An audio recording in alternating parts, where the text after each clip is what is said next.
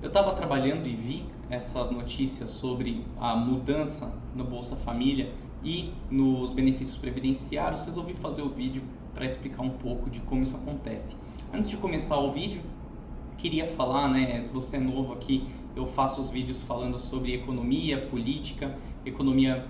monetária, política e fiscal. Eu vou deixar aqui na descrição também o link do meu Substack, onde eu posto algumas colunas, né, com assuntos também relacionados às mesmas coisas que falo aqui nos vídeos, de política, economia e fiscal. E eu espero que eu consiga aqui explicar para vocês como funciona o orçamento público, por que essas mudanças estão acontecendo agora, o que aconteceu, né, lá no passado para a gente chegar nesse momento e como o cenário econômico pode ser alterado com relação a essas mudanças que a gente está vendo agora. O que esperar para os próximos meses e para a eleição também em 2026. E como funciona o orçamento público, né? A gente tem o orçamento anual, que ele é planejado, né, inicialmente ali em setembro do ano anterior, e usualmente ele é votado em um projeto de lei no final do ano, né, anterior. Então em 2024 a gente deveria ter o orçamento já aprovado para 2025. Então a gente teve, né, o governo apresentando a PELOA, né, e a PELOA ela deveria ter se transformado em uma LOA, né, P é de projeto de lei orçamentária anual, deveria ter se transformado numa lei orçamentária anual em dezembro. No entanto, alguns fatores fizeram com que essa votação fosse adiada, né? Então, em primeiro momento, a gente teve a demora do governo em fazer a apresentação do ajuste fiscal, as medidas que cortavam os gastos ali no final do ano passado, que foi apresentado bem ali nos 45 do segundo tempo de 2024, em dezembro. E a gente teve também o problema, né, com o bloqueio das emendas parlamentares que afetaram ali, né, os recursos que são repassados para os senadores e para os deputados, e acabou causando uma indisposição ampla ali dentro do Congresso para fazer a aprovação de qualquer pauta relacionada ao orçamento de 2025. Se eles fizessem a votação, né, e aprovassem o orçamento de 2025 naquela altura do ano, em 2024, eles iriam tocar o ano sem nenhuma das chamadas emendas PIX funcionando, porque elas estavam sendo bloqueadas pelo STF naquele momento. Então, retomando, a gente tem uma PELOA que foi apresentada ali em setembro do ano passado, com projeções que o governo tinha feito naquela altura do ano, de quanto seria gasto ali com previdência, com os benefícios sociais, como é o caso do Bolsa Família, com o BPC, e também com as outras despesas discricionárias que são relacionadas a esses gastos, né, que são ou repasses para os ministérios ou repasses para os senadores e deputados, né, por meio das emendas. Bom, e uma vez que o gasto deveria ter sido aprovado ali em dezembro, mas não foi, ele está sendo deixado para ser aprovado agora em março, depois que a gente já teve o carnaval e já teve ali a volta do recesso parlamentar do início do ano, a gente vê uma necessidade, né, de aprovação rápida. Por quê? Porque ali em janeiro, quando o governo começou a operar o ano em uma situação especial, existia uma dificuldade de saber como que ele iria operar, né, esse orçamento que ainda não tinha sido aprovado, mas que tinha sido visto, né, pelo Congresso ali em setembro. Então foi decidido que ele operaria a 1/18 do que estava sendo planejado no gasto anual preliminar, e agora, né, em março, ele já está há 3 meses operando ali a menos do que ele deveria estar gastando a cada mês em um cenário normal. Então existe uma certa pressa do setor público como um todo para fazer a aprovação desses gastos, uma vez que é necessário retornar à normalidade. E isso passa tanto pela manutenção das organizações públicas, né, que hoje estão operando com recursos limitados, quanto também pelos programas sociais que correm risco ali de sofrerem bloqueios, uma vez que o recurso uma hora vai acabar. Então, a aprovação do orçamento, que deve acontecer agora em março, é bastante fundamental e é necessário ali fazer o fechamento de contas, né? Então, a gente tem a comissão do orçamento, que junta o Poder Legislativo e o Poder Executivo para fazer o fechamento das contas, e a gente tem também o Tribunal de Contas da União, que avalia se esse fechamento de contas faz sentido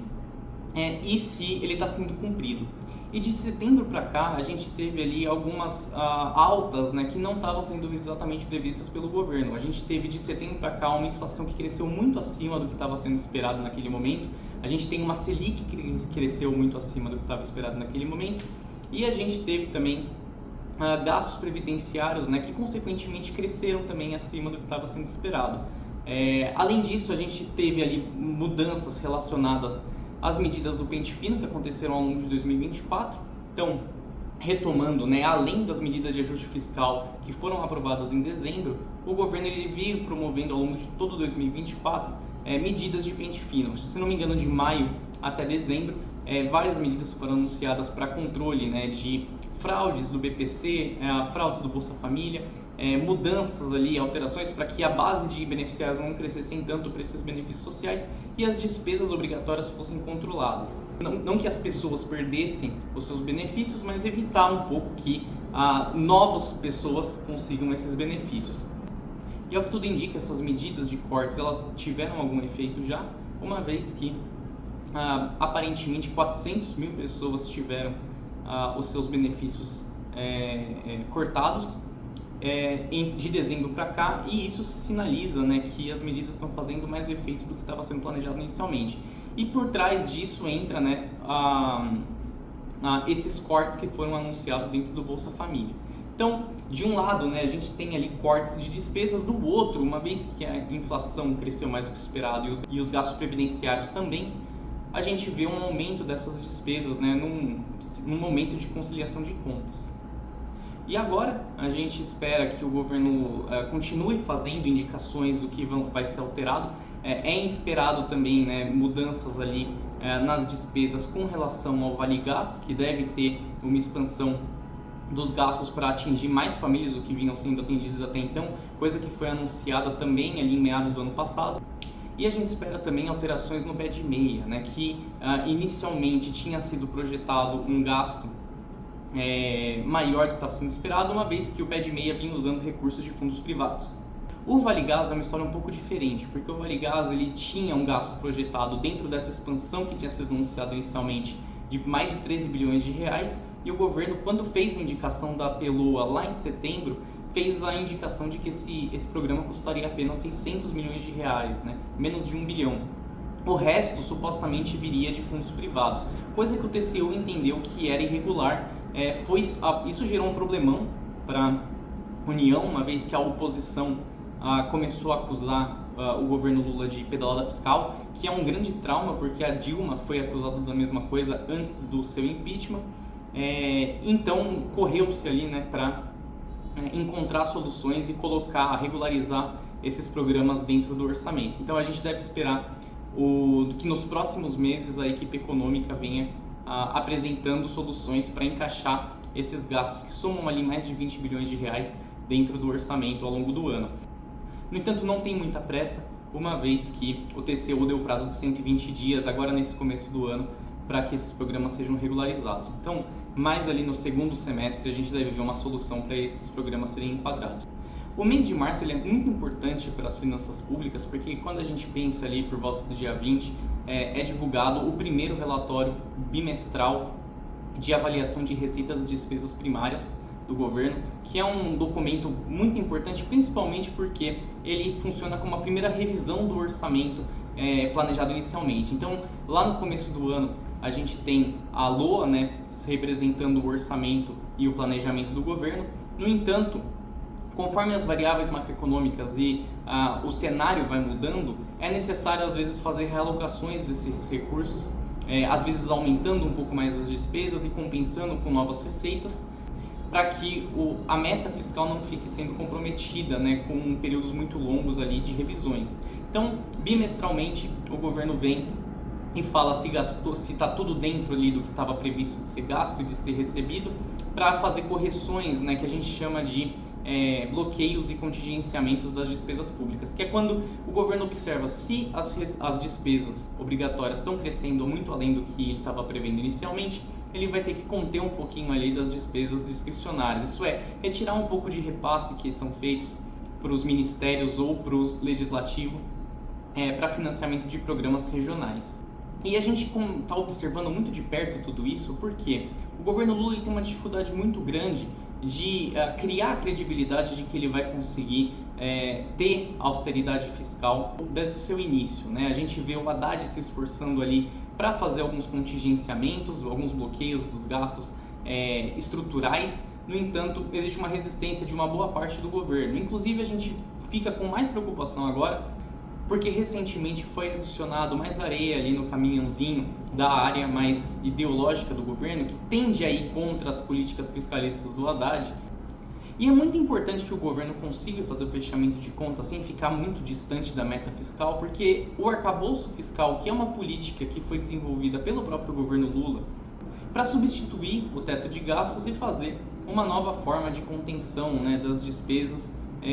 criando uma estabilidade para pagamento da dívida lá no longo prazo. Então, o arcabouço fiscal seria a ferramenta que o governo Lula tem para criar a credibilidade de que um dia ele vai conseguir pagar a dívida que hoje está em níveis muito elevados. Então, tudo isso, né, essas alterações pontuais que vêm acontecendo dentro dos benefícios e do Bolsa Família, entra dentro de um quadro muito amplo, que na verdade vai continuar acontecendo nos próximos meses, de ajustes fiscais que servem para que o governo consiga, lá no final do governo, mostrar que manteve a sua promessa de pagar as contas fiscais sem fugir de uma meta que traz credibilidade de que no longo prazo a dívida brasileira vai ser paga e que funcione como chave lá no momento eleitoral em 2026 para que o governo mostre que tem ali credibilidade para pagar suas contas e que não comete ali loucuras na economia como eles vinham falando inicialmente. O arcabouço fiscal ele é fundamental para que o governo consiga a eleição em 2026 e eles sabem disso, né? Por isso o Haddad ainda continua no governo e a gente vê que mesmo com conflitos internos dentro do partido, o arcabouço fiscal continua sendo um tema de discussão tão importante dentro e fora do governo.